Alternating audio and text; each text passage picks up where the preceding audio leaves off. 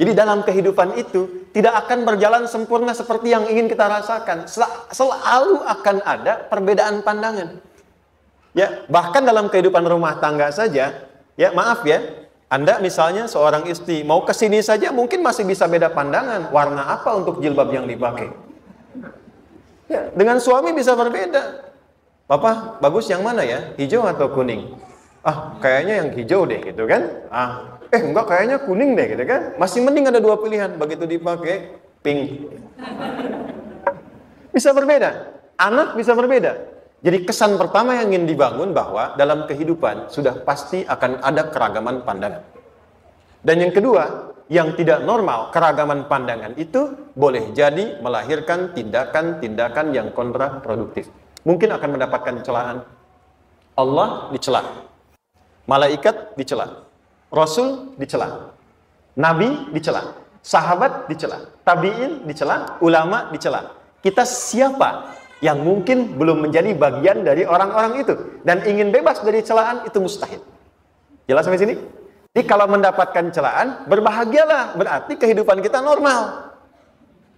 Jelas? Pernah mendapatkan celaan dalam hidup? Halo? Pernah disoal oleh orang lain? Pernah direndahkan oleh orang lain? Nah, Allah tuh memberi kesan kepada kita, jangankan engkau, Rasul yang paling mulia saja pernah mendapati itu. Tapi bagaimana seni mendapatkan ketahanan sehingga dalam dicela pun tetap tenang. Dalam disoal pun tetap hatinya nyaman. Karena ketenangan itu yang membawa pikiran tenang dan tindakan yang terukur. Dan kadang-kadang ketenangan itu lebih penting bahkan dibandingkan dengan harta yang berlimpah. Seringkali saya berikan perbandingan dari sejak dulu kita belajar kan. Coba pilih mana? Saya yakin masih konsisten. Pilih mana? Kaya tapi gelisah atau miskin tapi tenang. Tidak boleh ada pilihan ketiga, saya tahu itu. Kaya tapi gelisah atau miskin tapi tenang. Pilih mana? Ya, saya tahu kan. Kaya tapi tenang. Oke, di fase ini wahyu belum turun. Nabi sudah ngajar, turun wahyu, turun al-ala, turun beberapa surah. Tiba-tiba ada masa jeda, wahyu belum turun. Sepekan belum turun. Sebulan belum turun. Disitulah muncul seakan ada amunisi bagi orang-orang yang tidak senang dengan Nabi, tidak senang dengan ajakan Nabi pada kebaikan. Ini poin yang kedua.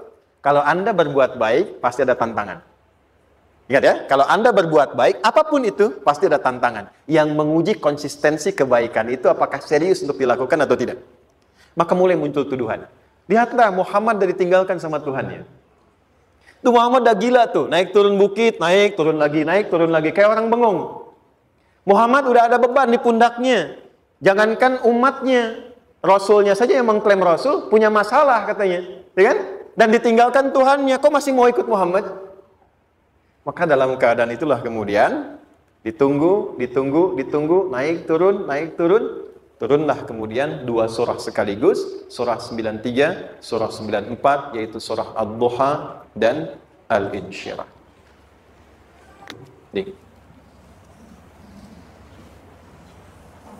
Oke. Ini materinya dahsyat ya. Penting sekali, saking pentingnya ini cepat habis tuh. Sekali lagi. Jazakallah khair. Lebih kelihatan ya. Baik, yuk pelan-pelan. Jadi turunnya surah Ad-Duha dan surah Al-Insyirah, hikmahnya satu atau fungsinya satu, memberikan petunjuk bagaimana mengatasi satu persoalan sesulit apapun, tapi masih dapat menghadapinya dengan keadaan yang tenang. Satu surah ini atau dua surah ini diturunkan untuk membimbing setiap hamba menuju kepada ketenangan hati. Dua, membangun kekuatan mental sehingga dalam situasi apapun dia tetap kuat mengatasi berbagai persoalan kehidupan. Nanti terapannya banyak, di bisnis ada. Nanti saya turunkan contohnya. Kadang-kadang ikut tender, sudah bagus, sudah menang, tapi proyeknya diambil orang. Ada yang begitu? Nanti ada ayatnya, ada. Nanti kita turunkan. Udah siap-siap, kan pengen melamar, ternyata keduluan orang, gitu kan? Udah siap-siap, pengen dapat ini, mau lulus, ternyata nilainya nggak seperti yang diharapkan. Muncul, ada, selalu ada demikian. Nanti kompleksitasnya banyak. Tapi dua surah ini, kalau kita bisa kuasai artinya dengan baik, pahami dengan benar, maka akan ada sesuatu yang beda yang terasa dalam jiwa kita dan kesiapan mengatasi setiap persoalan dalam kehidupan. Yuk kita baca dulu ya, supaya dapat keberkahannya dari dua surah ini. Saya bacakan, Anda ikuti ya. A'udzu billahi minasy syaithanir rajim.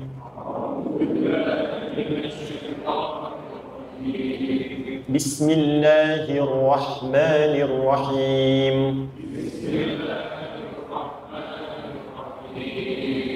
Wadduha wal-laili idza saja.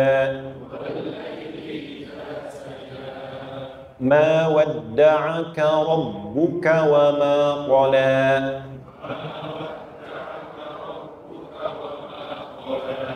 Ma wadda'aka rabbuka wa ma qala.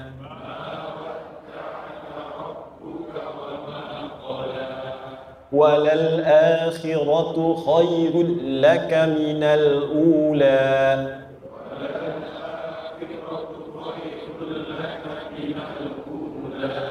وَلَسَوْفَ يُعْطِيكَ رَبُّكَ فَتَرْضَى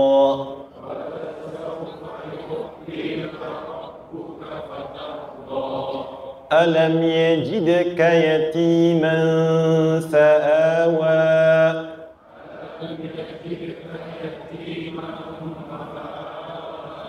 وَوَجَدَكَ ضَالًّا فَهَدَى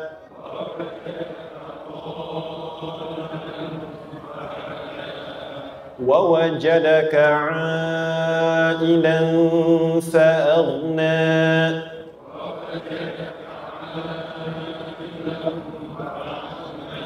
فَأَمَّا الْيَتِيمَ فَلَا تَقْهَرْ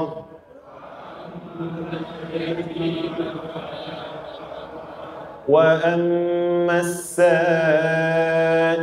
فَلَا تَنْهَرْ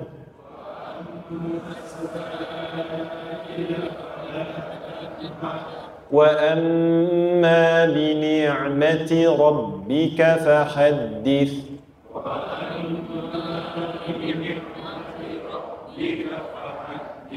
Baik, satu surah dulu, alhamdulillah.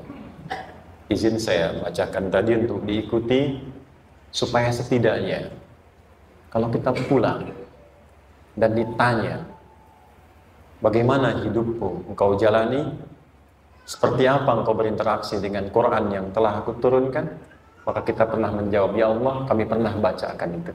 Jangan pernah kita berkehidupan sampai wafat dan tidak pernah berinteraksi dengan Quran walaupun sekedar membacanya. Wadduha, aku bersumpah, setiap huruf waw yang berada di awal kalimat di satu surah itu makna utamanya berarti sumpah. Ya, qasam, sumpah. Seringkali diartikan demi, ya. Wal asri, demi masa. Wal fajri, demi waktu fajar. Wal laili, demi malam. Intinya sumpah. Sebentar, pelan-pelan. Kalau Allah menyampaikan sesuatu kepada kita, yakin tidak? Saya ulang, yakin tidak? Serius? Hah? Kalau yakin, kenapa tidak dilakukan? Itu pertanyaan besar ya. Baik, kalau Allah menyampaikan hukumullah, tidak bersumpah pun harusnya kita yakin. Tapi kalau Allah bersumpah dalam kaidah ilmu tafsir, berarti ada sesuatu yang sangat penting, yang saking pentingnya akan sangat dibutuhkan oleh setiap hamba, sehingga diminta setiap hamba itu fokus menyimak apa yang mau disampaikan. Bahkan saking pentingnya menyimak itu, Allah bersumpah. Jelas? Kalau teman-teman menemukan di Quran ada ayat dibuka dengan sumpah, berarti ada kasih Allah yang tinggi yang akan disampaikan di ayat itu sampai meminta kita fokus untuk menyimaknya. Ad-duha, untuk memudahkan maknanya, teman-teman kalau waktu duha itu jam berapa ya? Oke, sebetulnya dimulai sejak matahari itu mulai naik, yang memantulkan ya atau menyinari cahayanya itu mulai terasa lembut. Ya, kalau misalnya kita ambil 1,5 jam setelah subuh. Sekarang subuh 4:30 lah, taruhlah 4:30 ya. 1,5 jam berarti jam 6 kan? Nah, itu awal duha tuh. Awal duha. Sampai ke pertengahan kurang lebih 9:30, jam 10. Akhir duha jam 11 sampai menjelang ke zuhur. Awal duhanya disebut dengan syuruk namanya. Syuruk. Jadi syuruk itu awal duha. Kalau sudah jam 6 ada cahaya matahari ya. Enak nggak ke tubuh kita itu? Nyaman nggak? Jam 8 enak nggak kalau berjemur ya? Jam 9 enak ya?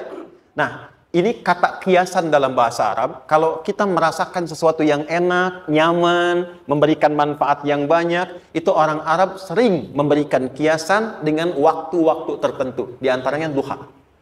Jadi kalau kita menemukan kalimat duha, jangan langsung diartikan ke waktu duhanya. Boleh jadi yang diinginkan adalah makna di balik itu, yaitu semua kenikmatan dan kenyamanan yang didapatkan. Cara mengartikan ini, wadduha, aku bersumpah, kata Allah, ya Muhammad, demi semua kenikmatan yang kau rasakan dalam hidup, seperti engkau merasakan kenikmatan cahaya duha itu. Jelas? Wal-laili idza saja, dan aku bersumpah, al-lail, lail itu apa? Malam. Baik, lail turunannya, layali jamaknya, lela, lili, lala, itu malam. Jadi kalau ada ibu leli, ibu malam-malam ya.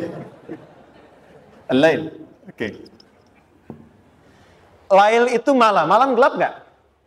Gelap. Tapi kalau gelapnya gulita, tidak ada cahayanya, gelap betul gitu. Gelap ya. Misalnya sedang kita dapati misalnya satu momentum padam lampu, padam semua, dan pas gerhana misalnya gelap sekali. Nah, itu bahasa Arabnya disebut dengan saja namanya. Ya, saja.